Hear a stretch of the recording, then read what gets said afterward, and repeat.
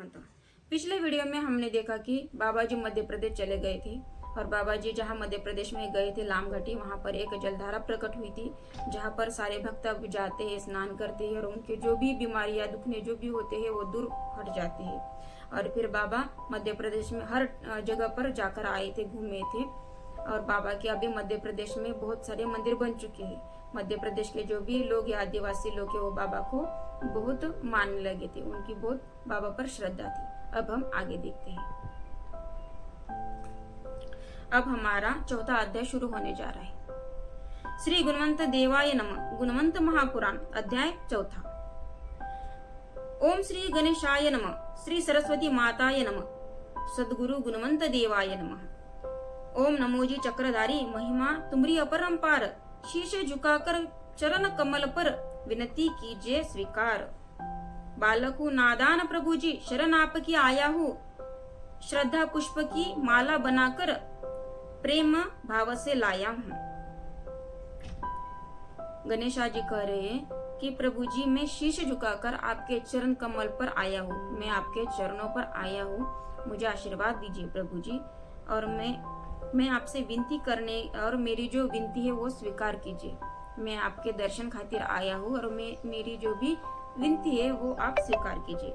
मैं बालक हूँ नादान प्रभु जी, शरण आपके आया हूँ। मैं एक नादान बालक हूँ और मैं आपके शरण में आया हूँ, श्रद्धा पुष्प की माला बनाकर प्रेम भाव से लाया हूँ। और वो कह रहे कि मेरी जो श्रद्धा है वो ही श्रद्धा, उसी को मैं पुष्प बनाकर आप पुष्प की माला, श्रद्धा से मैं पुष्प की माला बनाकर प्रेम से आपके लिए मैं लेकर आया हूँ। रहे कृपा इस दास पर, ज्ञान की बरसात हो। आपकी जो कृपा है वो सदा मुझ पर रहे और मुझ पर ज्ञान की बरसात हो। गुणवंत पुराण लिखना बैठा हूँ, मन मंदिर में आप हो। और मैं गुणवंत पुराण लिखने के लिए बैठा हूँ, लेकिन मेरे तन मन में, मेरे मन मंदिर में आप ही हो। ऐसे वो गणेशा जी कह रहे हैं। राम रहीम अल्लाह ईश्वर, हर महजब के हो आप परमेश्वर।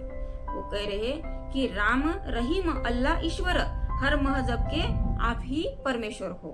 भगवान बुद्ध प्रभु आप बने हो, कौन भला तुमसे है बढ़कर। और वो करे कि बुद्ध जी भी, भगवान बुद्ध है वो भी आप ही हो, आपसे बढ़कर और कौन है। प्रभु जगत के स्वामी हो, कन कन में आप समाये हो। प्रभु जगत के स्वामी हो, वो कह रहे कि पूरे जगत के आप स्वामी हो और आप कन कन में यहाँ पर बसे हो। कल्याण कराने हम भक्तों का गुणवंत रूप में आए हो और आप हमारा कल्याण कराने के लिए आप गुणवंत रूप में आए, ऐसे वो कह रहे। भटक रहे हो जंगल पर्वत, ना तन पर कोई बाना है। वो कह रहे कि आप जंगल में भटक रहे हो, जंगल में घूम रहे हो, लेकिन तन पर कोई भी कपड़े नहीं है। नीचे धरती ऊपर आसमां, रहने का नहीं ठिकाना है। और पूरी नीचे धरती है, ऊपर आसमां, पूरा खुला आसमां है और रहने का भी कोई ठिकाना नहीं है। कौन पिलावे पानी, कौन खिलावे खाना है। घूम रहे हो चारों दिशाएं, कहाँ आपका जाना है। आपको कौन खाना खिलाएगा, कौन पानी पिलाएगा, कोई भी कौन पिलावे खाना, कौन पिलावे पानी, कौन खिलावे खाना। घूम रहे हो चारों दिशाएं, आप कहाँ आपको जाना। और आप चारों दिशाओं में घूम रहे हो, आपको कहाँ जाना है। बीत गए है कई साल, वो करे कई साल बीत गए हैं। गुणवंत नजर नहीं आए हैं, मामा शिव राम व्याकुल भय, भांजे की याद सताते हैं। बहुत साल बीत गए थे, बहुत सारे साल हो गए थे और गुणवंत बाबा नजर ही नहीं आ रहे थे, कहाँ थे किसी को पता ही नहीं था। और इसी कारण मामा जी व्याकुल हो गए थे, उन्हें गुणवंत बाबा जी की याद सता रही थी। सब देख देख कर हैरान भये, सालों से नजर नहीं आए थे। सब लोग देखकर हैरान हो गए थे, बहुत सारे साल गुजर चुके थे और बाबा जी उनको दिखे नहीं थे। मन ही मन मुरझाए थे और वो मन ही मन में मुरझा गए थे। लाल एक ही था बहनाका, ना लाल एक ही था बहनाका, जान जिगर से प्यारा था। वो मामा जी कह रहे कि मेरे बहना का एक ही लाल था, एक ही मेरे बहना का लड़का था, मेरे जिगर से भी वो प्यारा था। ढूंढ ढूंढ कर हार गए, सब देख लिया जो चारों था, सब देख लिया जो चारा था। मैं जो भी कुछ कर सकता था, मामा जी कह रहे हैं, मैंने जो भी कुछ कर सकता था ढूंढने के लिए, जो भी कोशिश मैं कर सकता था मैंने वो कोशिश की, लेकिन मुझे मेरे भांजे है गुणवंत बाबा जी वो नहीं मिले, मेरे बहना का जो लड़का है वो मुझे नहीं मिला। व्याकुल हुए शिव राम जी, अब सारी अभिलाषा टूट गई। व्याकुल हुए शिव राम जी, अभिलाषा टूट गई, सारी अभिलाषा टूट गई। वो कह रहे, मामा जी कह रहे कि मैंने हर जगह पर देखा और अभी मेरी अभिलाषा सब टूट गई है। ना रही आस अब मिलने की, किस्मत ही मुझसे रूठ गई। और वो कह रहे कि मुझे कोई आशा नहीं रही है कि बाबा जी मिलेंगे भी या नहीं मिलेंगे, मैं हार चुका हूँ, मैं आज छोड़, मतलब मेरी आस नहीं रही है, ऐसे वो कह रहे हैं, और किस्मत भी मुझसे रूठ गई है। पूछताछ में कई वर्ष बीते, ना लगे ठिकाना स्वामी का। उन्होंने बहुत पूछताछ की, हर जगह गए और उन्होंने पूछताछ शुरू की कि आपने बाबा जी को कहीं देखा है क्या, लेकिन बाबा जी कहीं भी उनको नजर नहीं आए। बहुत वर्ष बीत गए थे और उनका कोई भी स्वामी जी का ठिकाना नहीं था। धीरज अब तो छूट गया है मामा जी और मामी का, और उनका धीरज भी अब छूट गया था, मामा जी और मामी का। इष्ट मित्र और सगे संबंधी सबके मन व्याकुल भये, कहाँ गए वह सुलाई नंदन, कैसे दिशा भूल हुए। अभी जो उनके रिश्तेदार थे वो भी कहने लगे कि बाबा जी कहाँ गए, सब व्याकुल हो चुके थे कि वो सुलाई नंदन कहाँ गए हैं। आस पास जब रहते थे तब मन को दिलासा भारी था, जब वो रहते थे तब हमें दिलासा आता था। छोड़ गए वह साथ अचानक, सारे यारों के भी यारी का। छोड़ गए वह साथ अचानक, यारों के भी यारी का। और जो उनके दोस्त थे, मित्र थे, वो भी कह रहे कि अचानक से वो हमारा साथ छोड़ गए। अष्ट सिद्धियां मन में समाई, ब्रह्म ज्ञान की ज्योत जली, निर्विकार वह संत विभूति, ग्राम दिशा की ओर बढ़ी। और फिर अष्ट सिद्धियां मन में समाई, और फिर बाबा जी अष्ट सिद्धियां, मतलब बाबा जी पूरा ज्ञान प्राप्त कर उन्होंने ब्रह्म ज्ञान, उनके मन में ब्रह्म ज्ञान की ज्योत जली। और फिर बाबा जी निर्विकार वो संत विभूति, फिर बाबा जी वो एक संत विभूति ग्राम दिशा की ओर बढ़े, फिर वो गांव वापस आने लगे।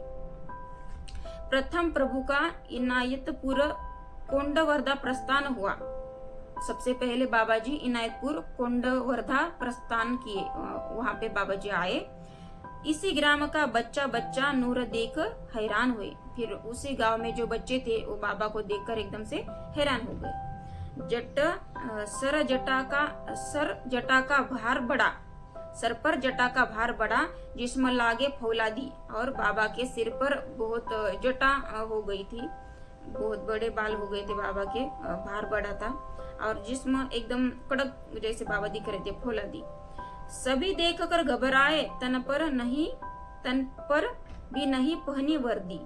और बाबा जी को देखकर सभी हैरान हो गए थे, बाबा को घबराए देखकर, क्योंकि बाबा ने कोई कपड़े पहने नहीं हुए थे। निर्मोह निराकार प्रभु घूमते थे जंगल मन माने, कौन मुसाफिर आया है लोग कहे अब अनजाने।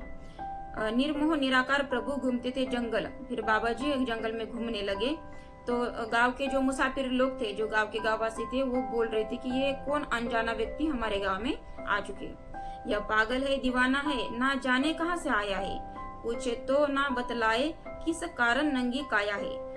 फिर लोग कहने लगे कि ये पागल है, ये दीवाना है, न जाने वो कहां से आया है, पता नहीं ये कहां से आए हैं, और हम पूछ रहे तो कुछ बता भी नहीं रहे, और वो पूरे किस कारण नंगी काया, और क्यों इन्होंने ऐसे नंगे हो रहे। अब बोल पड़े हैं स्वामी भैया, प्यासे को पानी पिला दो रे, भूखा हूँ इस भूखे को कोई तो रोटी दिला दो रे।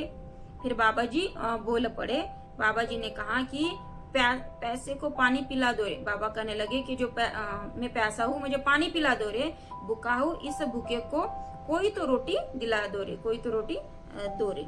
भूखे को खिलाना खाना, प्यासे को पिलाना पानी, गुणवंत मुख से निकल पड़ी यह जन कल्याण की वाणी।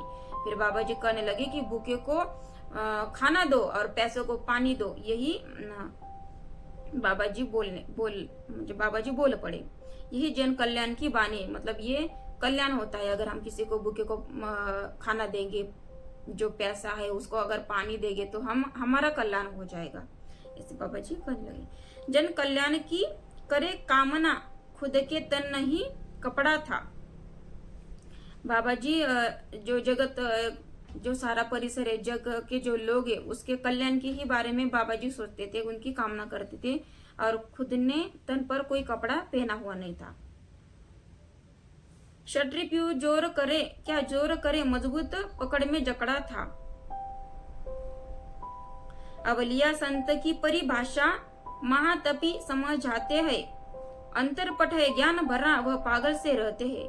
फिर बाबा जी कुछ भी बोलते थे तो बाबा जी की जो परिभाषा थी वो जो मनुष्य थे उनको समझ में नहीं आती थी। बाबा जी क्या कह रहे, वो अंतर्यामी थी, अंतरपट है ज्ञान भरा, वह पागल से रहते थे। लेकिन बाबा जी के मन में बहुत सारा ज्ञान भरा हुआ था, लेकिन वो पागल जैसे रहते थे। चोखा न लागे खाने को, हर स्वाद में अमृत पान करे, उनकी हर एक गाली में भक्तों के लिए वरदान भरे। और बाबा जी चोखा न लागे खाने को, फिर बाबा जी को जो भक्त जाते थे वो बाबा जी के लिए खाना लेकर जाते थे, तो बाबा जी उनका खाना मतलब अमृत पान करते थे। बाबा जी वो खाना खाते थे भक्तजनों का लेकर उनकी, और बाबा जी उनको गाली देते थे। तो जो बाबा जी उनको गाली देते थे वो गाली भी जो मनुष्य थे, जो लोग थे, भक्त लोग थे, उनके लिए वो वरदान बनते थे। ऐसे महायोगी जंगल में मंगल कराने फिरते हैं, कहीं लाख करोड़ों में मानो मुश्किल से यह एक ही मिलते हैं।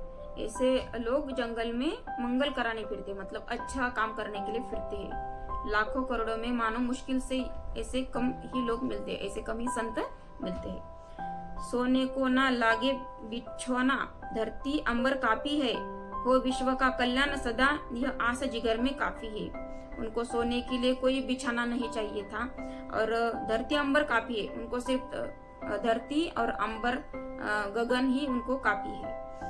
हो विश्व का कल्याण सदा, यह आस जिगर में बाकी है, और सिर्फ जग का कल्याण हो, यही उनकी कामना थी बाबा की। ऐसे महापुरुषों को भैया लोग कहे दीवाना है, और ऐसे ही महापुरुषों को लोग दीवाना कहते हैं। पूछते हैं कहाँ से आए, कहाँ आपको जाना है, और उनको पूछने लगे आप कहाँ से आए हो और आपको कहाँ जाना है, कहाँ आपको जाना है। तन बदन है खुला पड़ा, क्यों लाज तुम्हें नहीं आती है, देख देख कर माता बहने मन ही मन शर्माती है। बाबा ने कपड़े पहने हुए नहीं थे, बाबा ऐसे आए थे, तो जो गांव की जो महिलाएं थी, बेटियां थी, उनको शर्म आती थी, तो वो गांव के जो लोग थे वो बाबा को अच्छा नहीं बोलते थे, करते थे तुम्हें लाज नहीं आती है क्या, तुम ऐसे घूम रहे हो, बहनें देखती है, माताएं देखती है, तो उनको अच्छा नहीं लगता, ऐसे वो कहने लगे थे।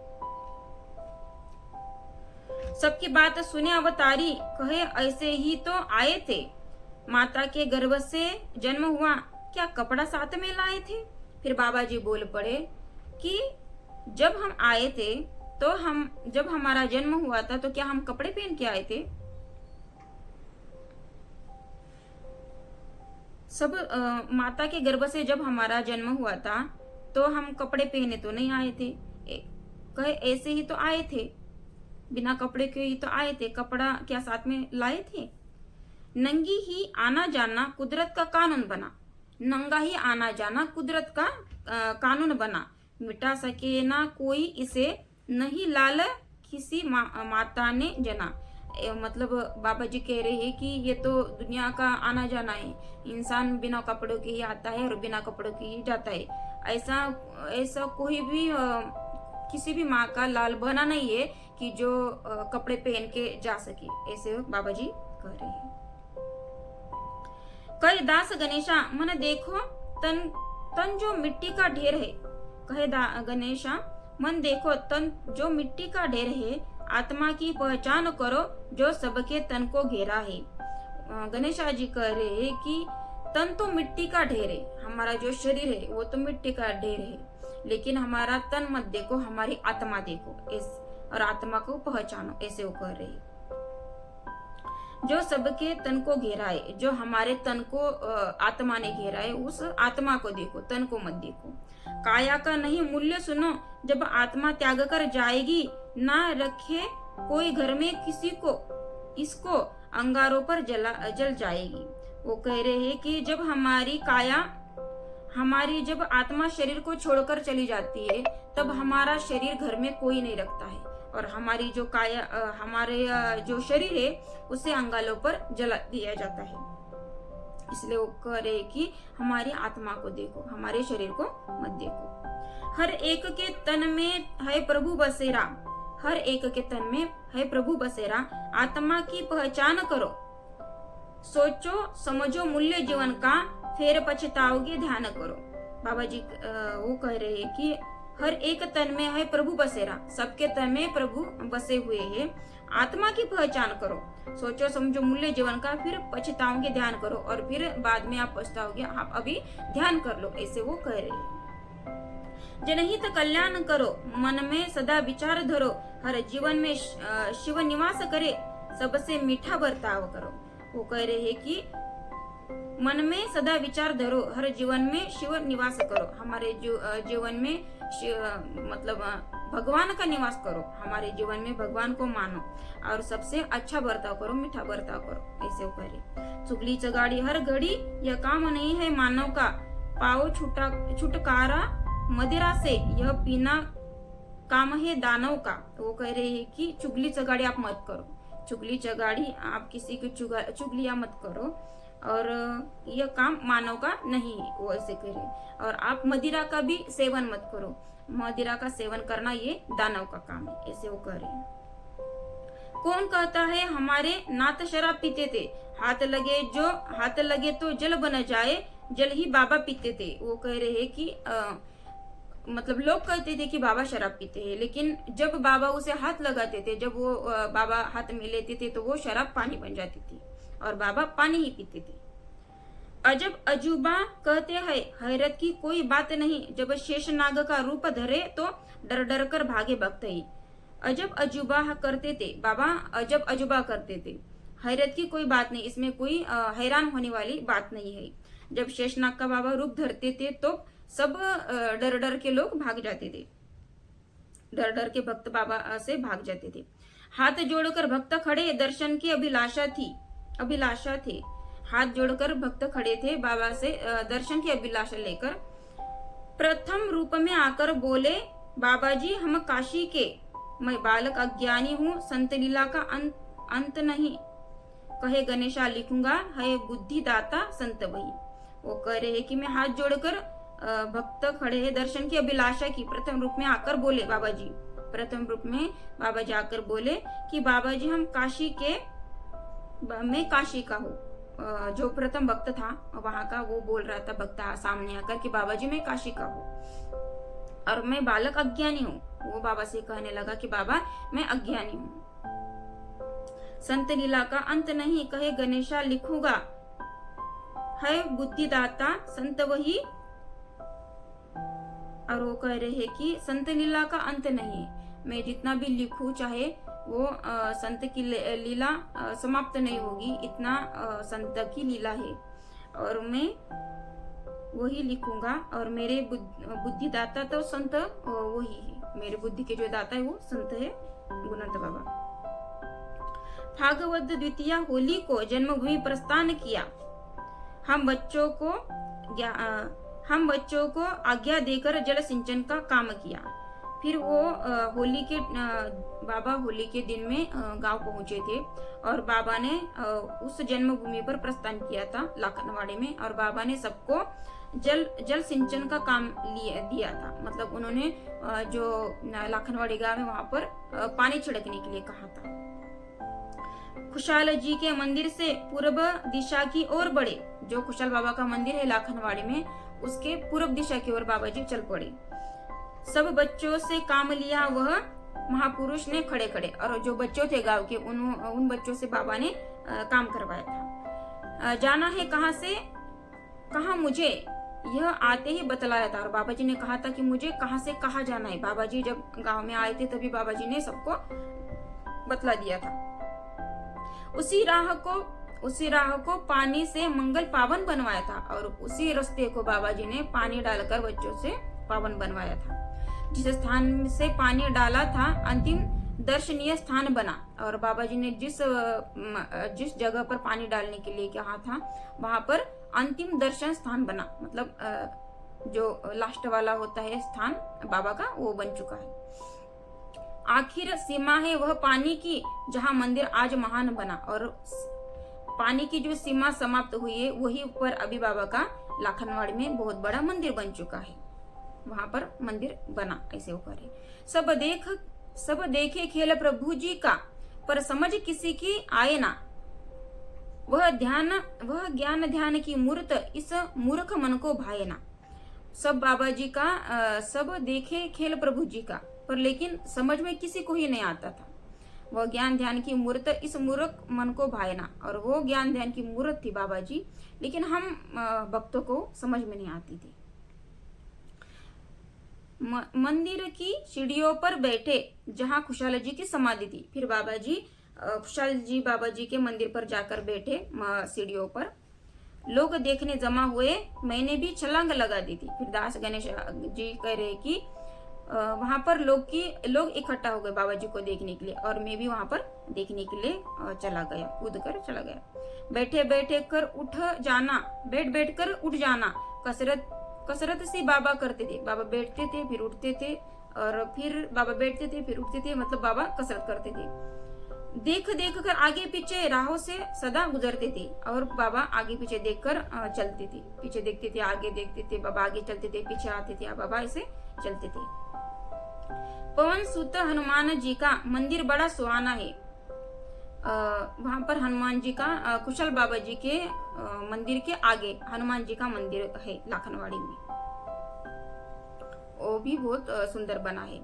इसी स्थान पर प्रभु जी बैठे, ना तन पर कोई बाना है, और उसी स्थान पर बाबा जी बिना कपड़े के बैठे हुए थे।